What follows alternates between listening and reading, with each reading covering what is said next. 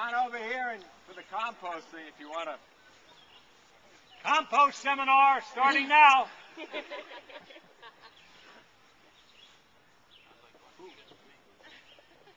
Food's not supposed to be served until we get done. But anyway, okay, so the composting. So what you have in the composting is you have the elements that you have your green, okay? Now what your green produces is the decaying green will give you a level of nitrogen.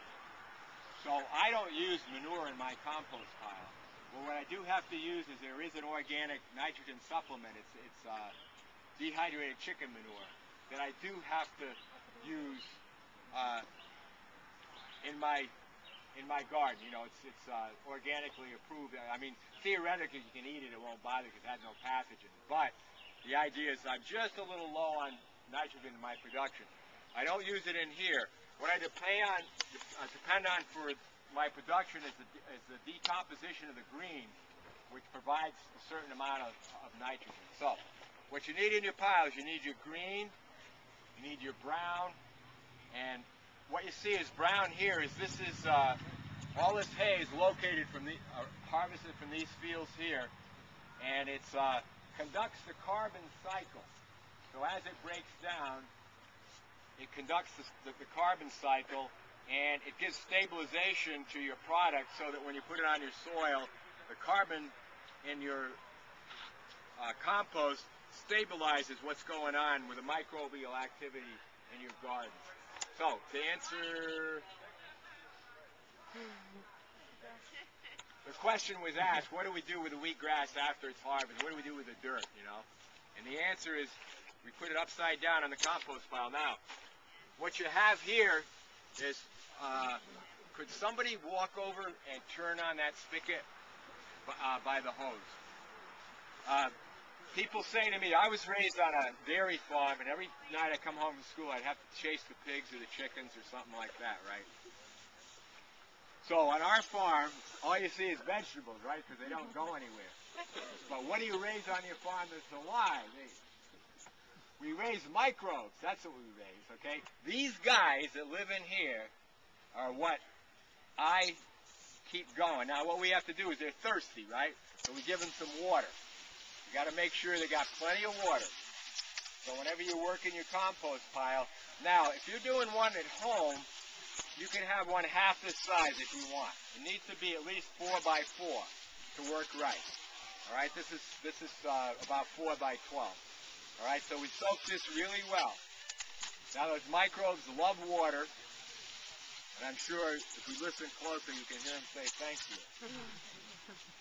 So we get to give them their shot of water, and then why I have an excellent pile, what you see is like all the flats that are downstairs. So what we'll do is here's some product. It's sweeping from the floor down there. Now this product's contaminated because it has seeds in it. So we can't use it for regrowing.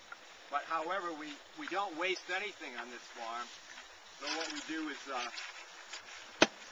we'll dump it on the pile. And what you see here is part of agriculture. The roots of these seeds turn brown. They weren't going to work. Doesn't always happen. Sometimes you know, sometimes you don't know. So they don't get wasted. They get put back in the pile and reused. So because there's seeds in here, what will you use this compost for? Or you'll wait long enough for it to break down? Well, the microbes will gobble those guys up. Okay. Yeah. And then, well, we'll do the buckets first. So when you're doing your compost pile at home, make sure that whatever you put on it, you spread it fairly thin. You don't lump it up. You don't put it in a pile. If you're going to do grass clippings on your compost pile at home, make sure you spread them thinly on it. Because if you spread them thickly, what will happen is that there's so much heat and the high nitrogen, they'll generate heat and they'll get dry, and the microbes will all be killed, and then it'll turn into pathogens. It'll turn into negative energy. So you want to, if you're using anything like that, you want to kind of treat it like you treat, something that's alive. You want to spread it thin, not to get smothered. Have a sensitivity of your microbes as if they're a life force. Well, they are a life force. But have that consciousness. So this is compost like you normally have in your house. So what you want to do is make sure you spread it thinly because those microbes want to eat, right? I mean, they want some nutrition. There it is for them. So they can do a good job. No meat or fish or anything in that, right? Or chicken? No, in your compost pile, don't put meat or fish in there. Actually, in reality, the dynamic of the microbial system there is so powerful, it'll take care of the pathogens, all right? You know, on an unofficial record. However, why run the risk of putting pathogens in there at all? Just don't do it. Stay away from that. So do you put dairy in there? Huh? Do you put dairy in there as well? Dairy. Cheese or... Yeah, dairy, I guess is all right.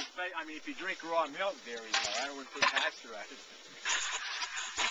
Yeah, because raw milk has a lot of enzymes in it, right? Gives you nutrition. Robert, can I ask why you don't use manure at all? There's a lot of it around here. Because just where I'm at this year, as I have in the past, my friend down the road, when he was milking, I used to use his cow manure in my compost pile. And there's not like really a rule of thumb like in farming. You really have to have a flexibility, you know,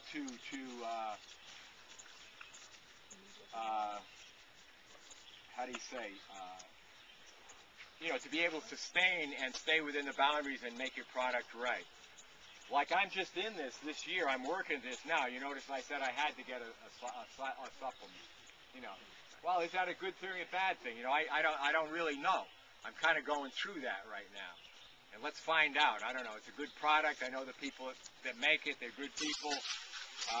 My dairy farmer down the street's not in production anymore, and I don't have the access. That's probably an answer to your question. And I'm not, how do you say, energetic enough to find a new store. I've got alpacas and donkeys, and they're working. The droppings are working very well, so we can talk if you really need some. We've got lots. Okay. All right. Well, you got a deal because actually, my lineage comes from two directions: the biodynamics and the biointensive. Of course, the biodynamics uses animal manure in their product. That's the Rudolf Steiner method. And as far as the creme de la creme and the, you know, levels of agriculture is the highest level you can go to. They have a very, very strict and extreme rigid, you know, thing that you have to go through. That I use some of their techniques, but I